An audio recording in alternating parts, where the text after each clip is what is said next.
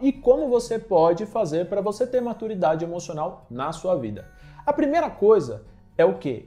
Enxergar ou perceber as suas emoções como fatores muito importantes da sua vida. Muitas pessoas acreditam que falar sobre emoções ou até mesmo expressar para alguma pessoa ou até mesmo sentir as emoções, isso é uma coisa fraca. Muito pelo contrário, as pessoas que conseguem expressar as emoções de uma forma madura e não impulsiva são pessoas que têm uma maturidade emocional. Então, a primeira coisa é você olhar para suas emoções de forma séria e que você consiga passar as suas emoções com maturidade. Assim, você consegue ter respeito por si mesmo e respeito para com o outro e também impor limites referente às suas emoções. Porque ao expressar as emoções, a gente não pode ser impulsivo de chegar e falar sobre as nossas emoções, como também não é legal a gente retrair as nossas emoções, porque a gente vai guardando e isso acaba nos prejudicando. Então é muito importante a gente ter um equilíbrio para ter maturidade emocional. Então esse é o primeiro ponto. O segundo ponto é você compreender as suas emoções. Compreender, isso traz uma responsabilidade sobre você mesmo. A partir do momento em que você se responsabiliza por as suas emoções, isso muda o estilo da sua mentalidade.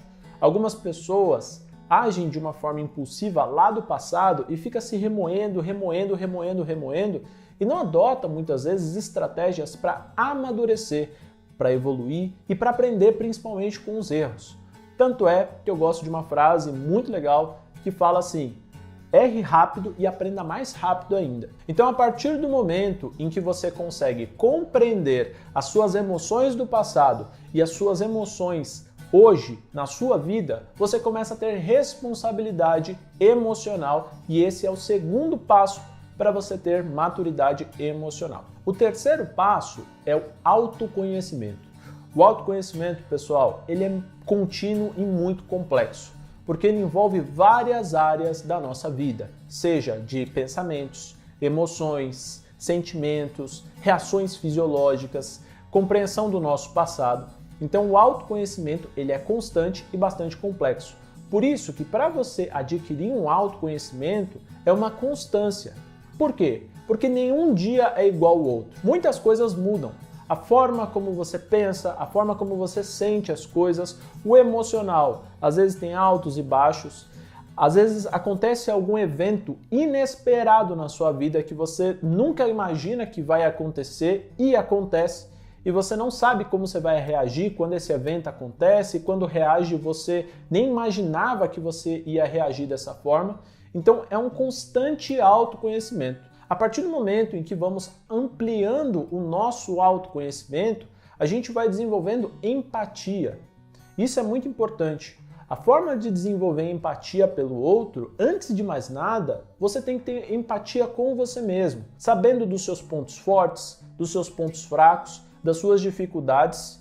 Isso faz com que você tenha empatia também para o outro. O quarto item é um dos mais importantes, que é regular as nossas emoções. E o que quer dizer isso?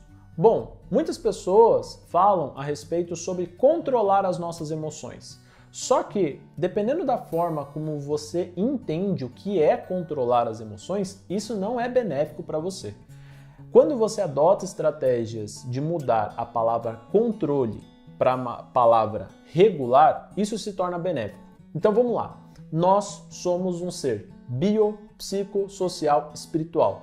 Então, quando você adota a palavra regular nesse contexto, o que acontece? Como você vai regular os seus aspectos biológicos? Adotando estratégias de respiração ou outras estratégias para trabalhar o corpo para regular o seu corpo. Como você vai se regular a partir dessas questões sociais?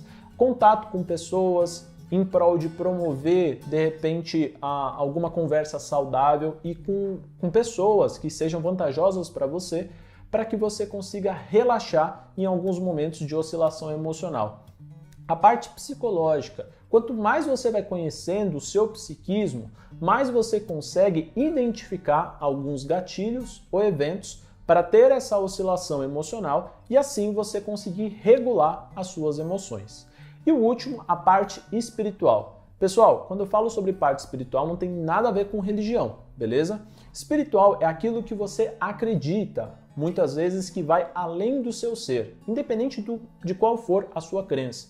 Muitas vezes se conectar com isso, como por exemplo, eu explico uma técnica sobre a respiração da gratidão, que vai estar aparecendo aqui em cima, que isso consegue muitas vezes regular as suas emoções. Então, de forma bem resumida, quando você adota a estratégia de regular as suas emoções, isso é mais real para a sua vida, porque quando as suas emoções estão muito altas, ou às vezes você está na bad e tudo mais, você consegue regular elas para você ficar aqui nesse linear.